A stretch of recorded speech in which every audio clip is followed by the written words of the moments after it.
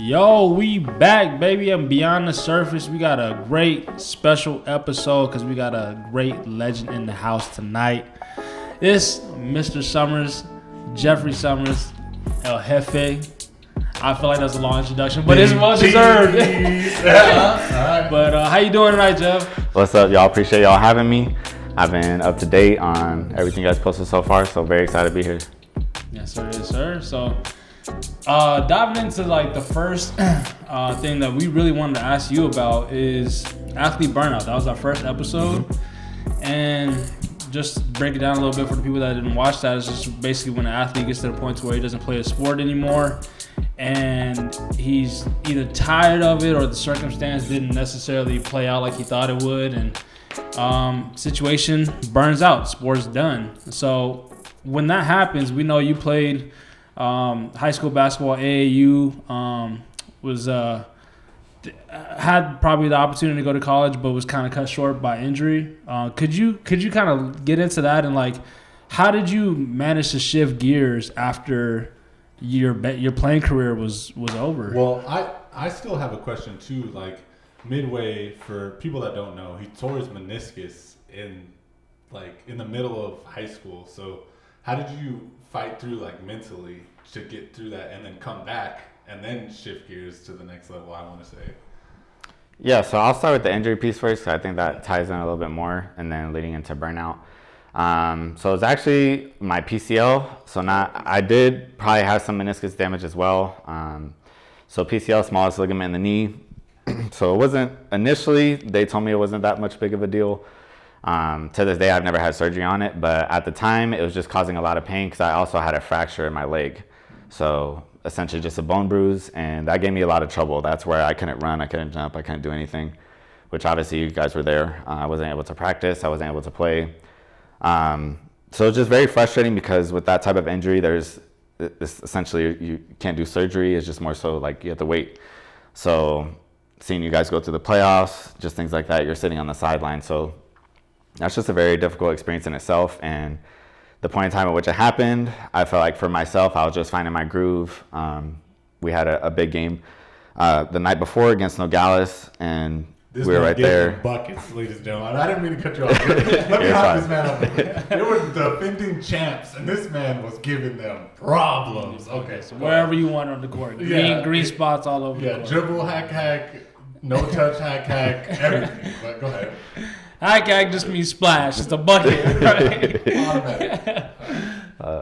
Y'all are too much. That's inflated. But anyways, probably one of the better games of my high school career for sure. So just coming off of that and the game that I had my injury, same thing. I think I had 10 points in the first quarter, and then that's when the injury happened. So unfortunate, but obviously it happens. For myself, it was just very difficult because I never experienced anything like that. So it was just learning to do everything I could rehab-wise and then try to be a better teammate, which, at that time was just very difficult for me because you're so focused on your injury.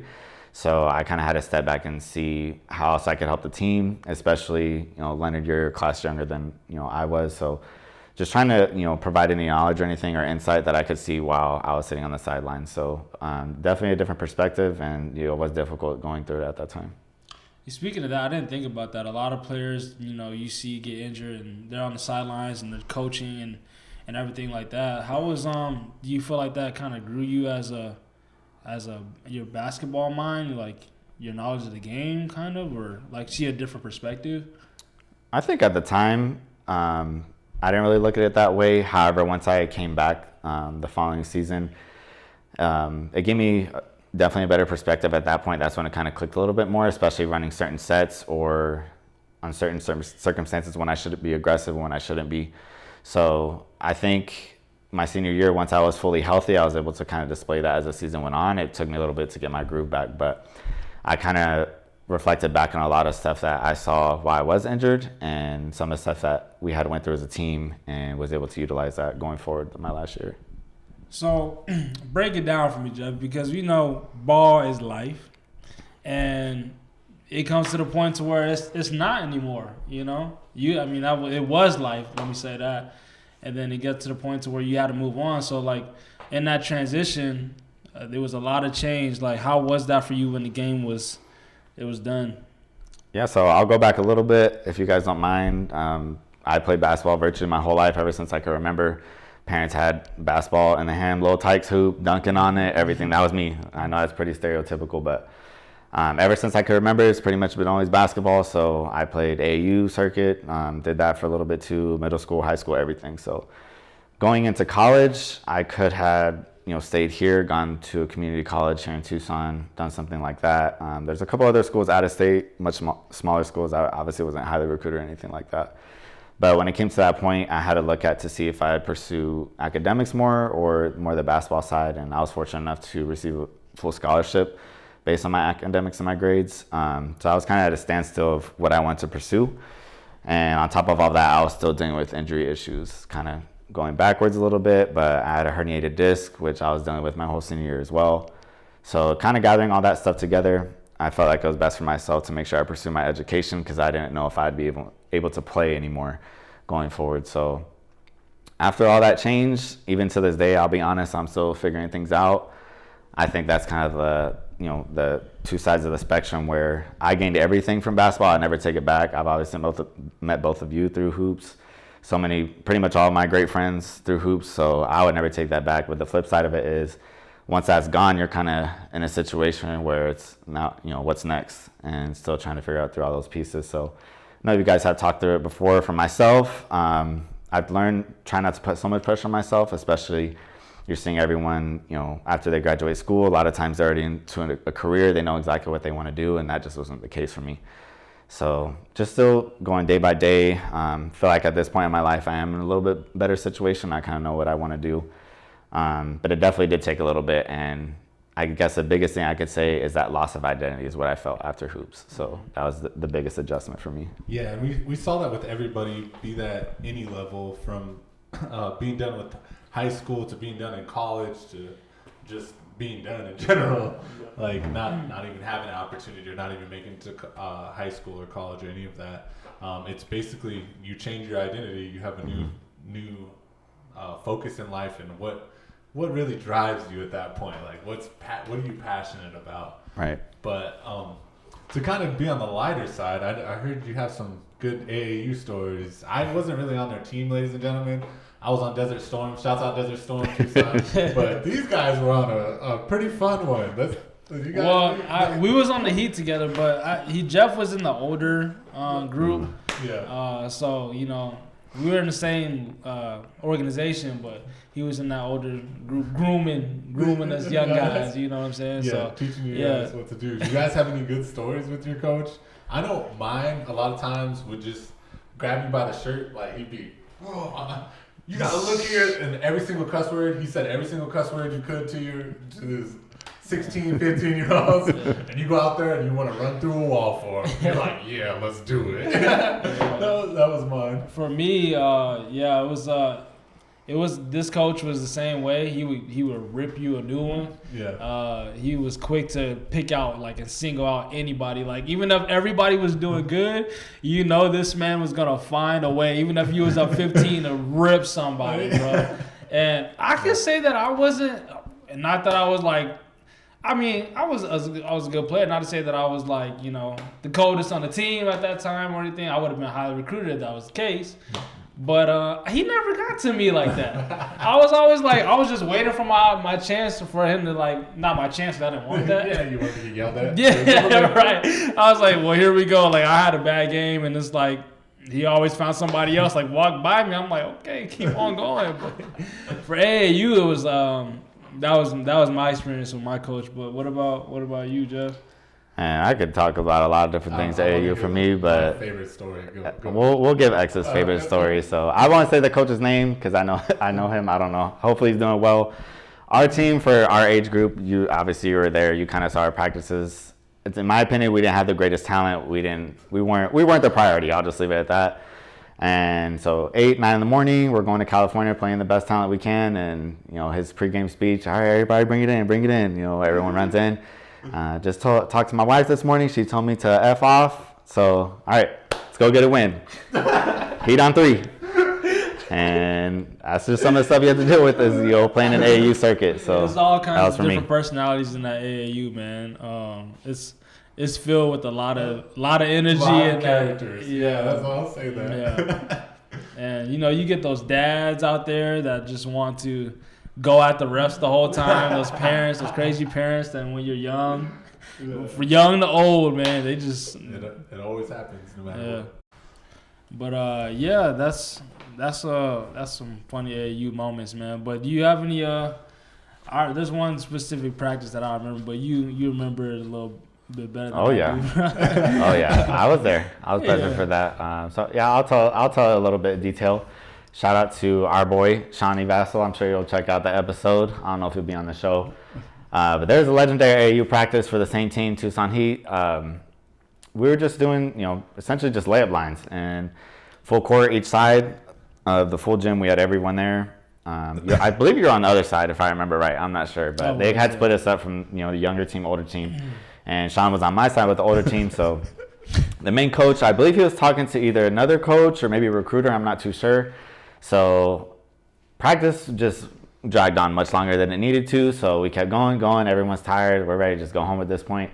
So one of the other coaches, to kind of help motivate us, all right, it's overtime, starts clapping his hands.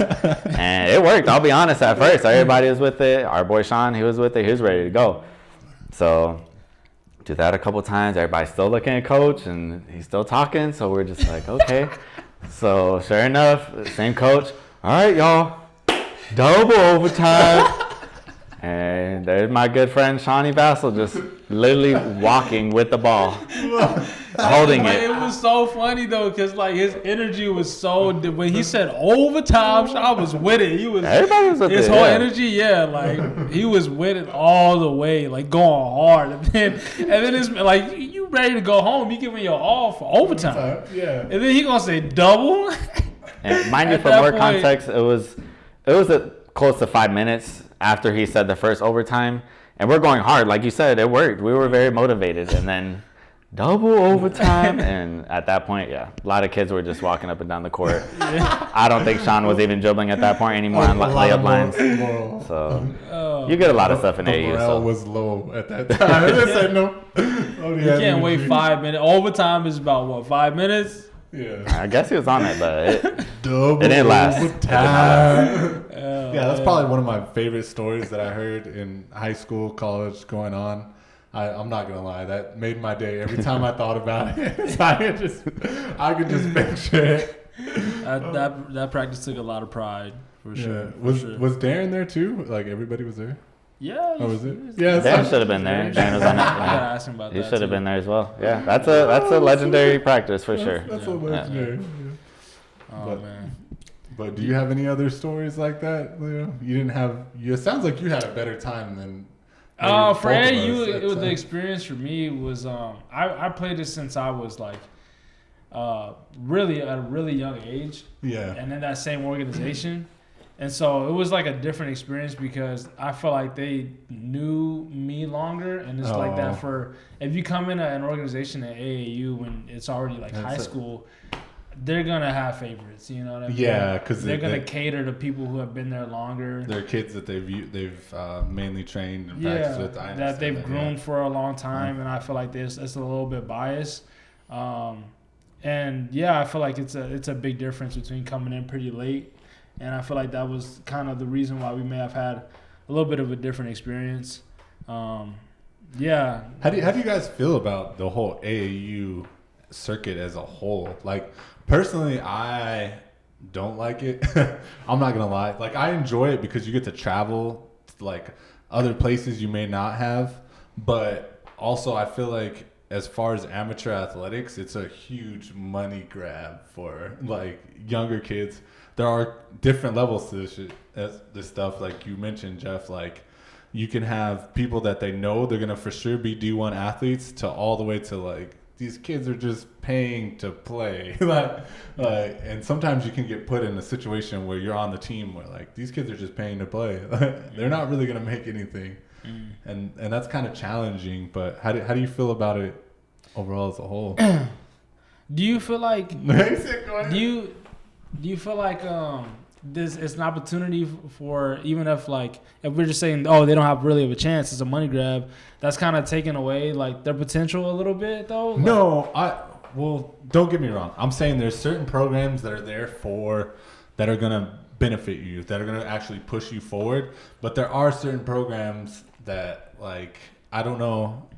I don't want to put them on too much blast, but there was a program. I don't know how they're doing now, but back whenever I was in school, it was the Tucson Magic. Do you remember them? That team wasn't really that decent, and I don't know.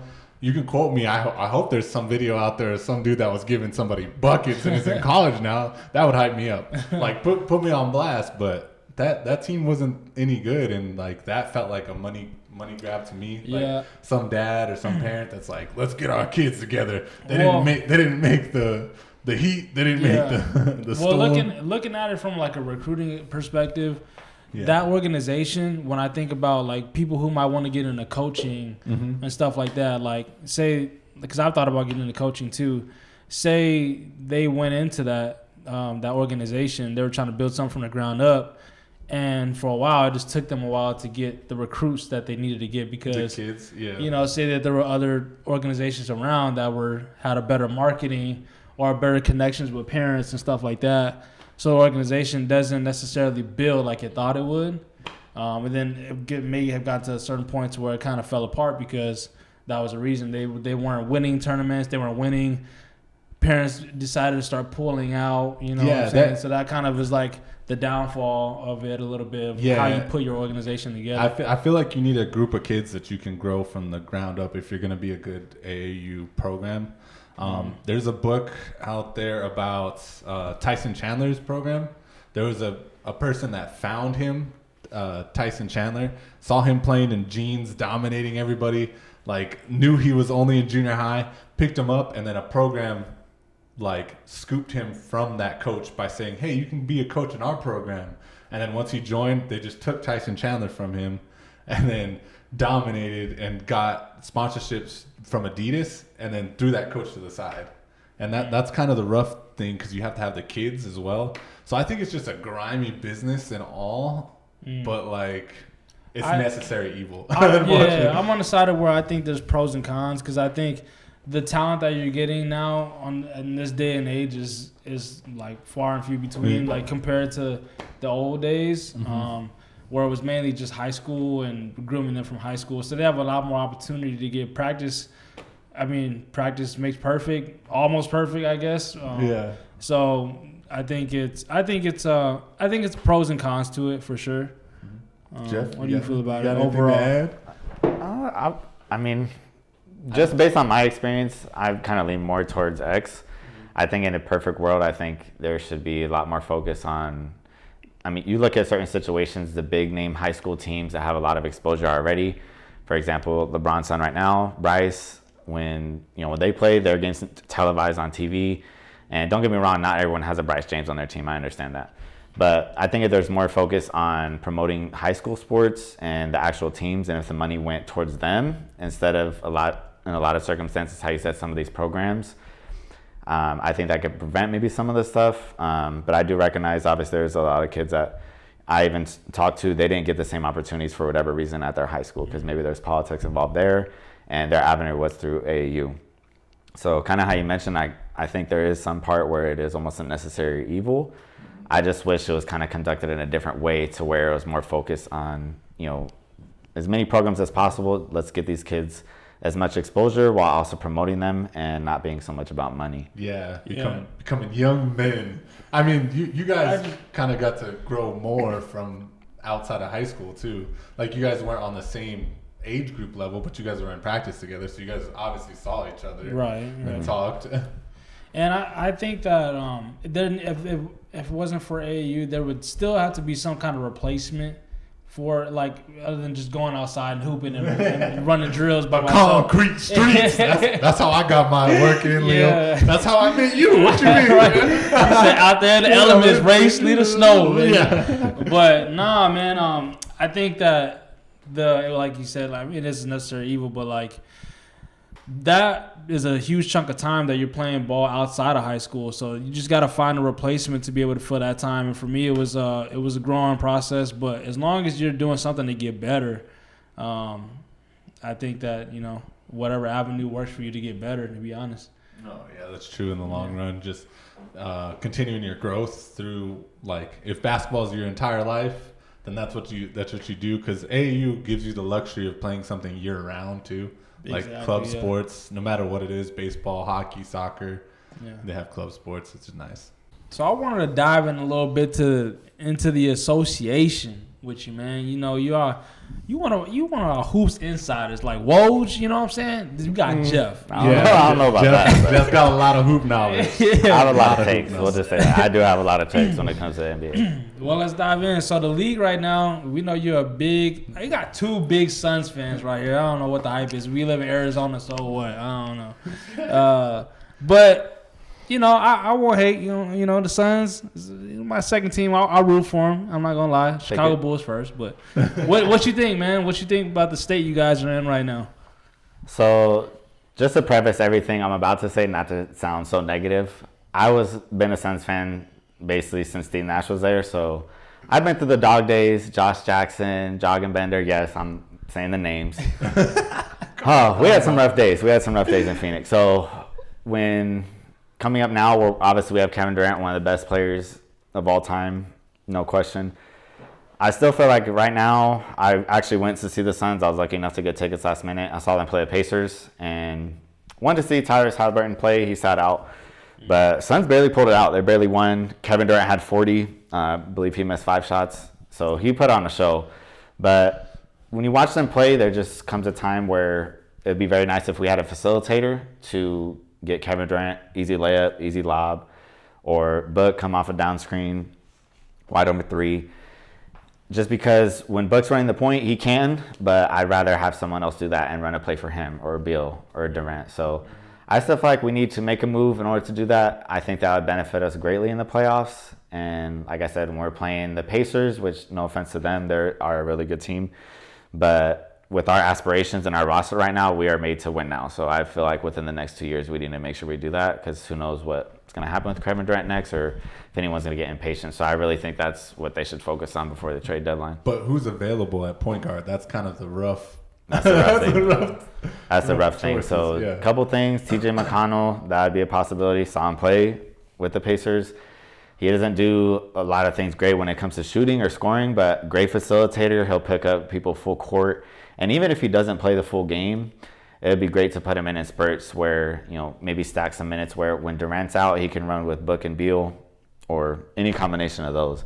So I would love to have TJ McConnell. I've seen Spencer Dinwiddie. U of A, baby, let's go. He said that just to get that Bear Al U of A in there real quick. Bring him back home. But I would love to have him. Spencer Dinwiddie is another hot name getting shot right now. I don't know how to do that with all the money situation because that's another thing for us. That's kind of where we're screwed right now. I feel like that's more of the same though. Spencer Dinwiddie is kind of more of that scorer type of role, unless he's been right. He's just shooting guard. And he's more so like a scorer. No, he can score, but just like he can still run an offense. So yeah, he can still take some pressure off. The biggest thing, exactly, we're taking pressure off of Bradley Beal, Book, and Durant, and more focus on running plays for them, running sets for them, instead of them just having to do all of it on their own. Yeah. I think that, especially again, once it comes to playoff time, I think that that's going to be something that would benefit us a lot. Yeah, you guys are definitely top heavy when it comes to scoring. But also the depth, though. Like, you guys need that facilitator, but you guys, like, kind of cleaned out your bench. And I feel like that's big. And one of the things that even, like Chris was saying, our good friend, was to keep, like, 2 on the court or 1 on the court. But when it comes down to it, I feel like the league is kind of transitioning out of that big 3 role to, like you look at the Nuggets, and they're so deep. From like 1 through like they got 10 guys, you know what I mean, that can just go. You can just throw out there. So, you know, it's gonna be a process. The trade deadline is gonna be exciting. Hopefully.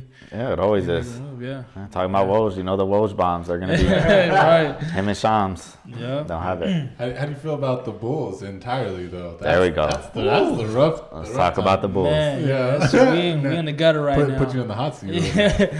We in the gutter. How do I feel? I don't feel good about them. The 90s is over. That's all I gotta say. I know. We got 6 rings, okay? Man, nah, bro. We got a lot of work to do. I think that we're in a position where we have to make a decision if we want to really try to do something with the roster that we have. I don't think it's realistic with the pieces that we have put in place right now. We have some good scorers, Zach LaVine and DeMar DeRozan, but I think that they don't necessarily complement each other like that well. Like, they're both great players. And like you said, it's not that they don't complement each other well. I think they can hold it down. That was wrong. The wrong word choice. I kind of forgot about Lonzo Ball being out, and he was like the initial vision for us to get both of those guys involved. And with him being out, I feel like it kind of broke that foundation apart. So I think, bro, like, we got to restart. We got to get younger. We're pretty old right now. As far as our important players, important pieces. Like DeMar DeRozan, he's up there, and Zach LaVine is younger, but I think we just got to start fresh. I wouldn't be mad if we just hot take, man. Just get everything that we can at this moment in time. Just so fire sale, clean house. You said fire sale, clean send house, everything. bro. Would you trade both DeRozan and LaVine? I think I would trade DeRozan because he's older and he can go. I mean, I like DeRozan, so I want to go see him to a winning situation and help somebody win anyways. But speaking from solely the Bulls' perspective, if they got to ship him somewhere to where he can just go get buckets and they going to lose, I'm sorry, bro. We got to take that. So definitely DeRozan. See what you can get out of that and then see if they can build something around him and whoever they get and LaVine. But if it's a player that we got to get at the 2 and he's real top heavy and he needs the ball in his hands, then you might have to ship Zach as well. Do you think we don't give Lonzo enough credit for what he can do as far as both ends and being a facilitator now that the Bulls have filtered a little bit? Well, yeah, I think his value definitely went up when they saw we were playing really well and we were one of the top teams in the East, I believe, when he was playing. Yeah. When he went out, it definitely sent us off the cliff. Yeah.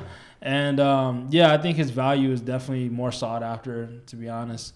But I hope he's doing well. He hasn't played in a long time, bro. Yeah, it's very been, long time. It's been a long time. Tough. Yeah.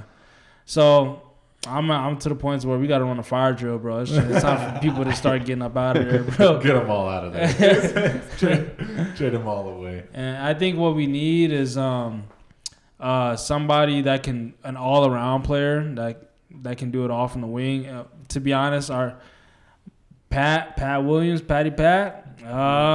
we expected to have more of an all-around game, and he's shown flashes, but we need more of that kind of consistency out of the young players that we do have. So it's in a messy situation, but towards that trade deadline, all-around player, scorer, facilitator, rebounder. We need all every category. We need a LeBron. Talking right to the Bulls GM right there. Yeah. So speaking of LeBron, what do you think the Lakers have to do to make a trade and I think compete for a championship? Because his now that I think about it, his son is coming up too. We've just talked about this. He might be a one and done. Do you think he leaves? Do you think the Lakers should plan for him to leave? Do you think they should try to get the title this year, trade everybody away? Same thing as the Bulls, fire sale. Maybe they could trade each other. Get all LeBron. That's a great question. As far as planning for him to leave, I mean, how do you do that without trading LeBron? Moving forward, thinking that he's gonna leave. There's no guarantee that LeBron is gonna stay or leave. So I don't think they're not gonna trade LeBron. There's no question. But I don't know how you really plan for his departure. I don't know if there is a planning for that. That's just a tough situation. That's kind of what I was gonna say. We saw what happened with Cleveland the first time. There's not really anything you can really do. LeBron has all the cards in his hand, so I don't really see that happening. But as far as improving the roster, it might be a hot take, but if Klay Thompson is on the market, I think the biggest way to help the Lakers right now is try to get a shooter, which I know he's having a really down season right now. But when you're surrounded by, when LeBron and AD, when they have great shooters, And for whatever reason right now it's just not working in Golden State, that might be something they could pursue. Yeah, and I know that D'Angelo Russell has been on the market. His name's been floating around there a lot, but he's got perfect timing. He's been balling out the last week, averaging like over 20 points. So he's always in trade talks. But I think the Lakers made a wrong move when they got rid of Schroeder. I don't know why they keep getting rid of him. They got rid of him every time. He was on the roster, the backup point guard. Mm-hmm. Like every time they made a run. So they're like a depth at that position. They just need somebody as a third scorer. So I think like the shooting thing would be an improvement. But I honestly think D'Angelo Russell, they gotta believe in him, like because he's shown that he's capable, and just kind of give him the reins a little bit more and let him be that third scorer, because he's not like he's a talent that's pretty hard to come by in the league, to be honest. So unless you can find somebody that's able to come in, fill those shoes, and can shoot like him and facilitate, you just got to roll with the punches. That's a wrap. We had our good friend Jeff here. I mean, Jeff, I got a gift for you. I gave Leo this gift last week. So it is a great gift. Straight from the Burnham trees, boy. Yeah, shout out to Tata Freddie Burnham. He be hooking up the trees. Big fruit guy, so I appreciate it. I appreciate it. We got everything. We're the Biggie out there trying to promote the fruit. So I had to get you some oranges fresh from the tree. I appreciate that. If you want anything, grapefruits, other types of oranges, cutie oranges, pomegranates. We got it all, Jeff. Yeah, y'all heard it, man. They going for $1 a pound. No, they're free, bro. Every time I pull up, he said, you better get some fruit off this tree. They don't take enough. You take donations. Yeah. This is funny. But yeah, that's a wrap. We'll probably have Jeff on another episode, talk a little bit more about life and everything in general in between. Shouts out to Jeff. You got anything for us, for the people, before you go? Not too much. Just thanks again, fellas. I appreciate it. So if I do come back, till next time, y'all, it's been a pleasure. Yep. For sure. And that's it. Peace.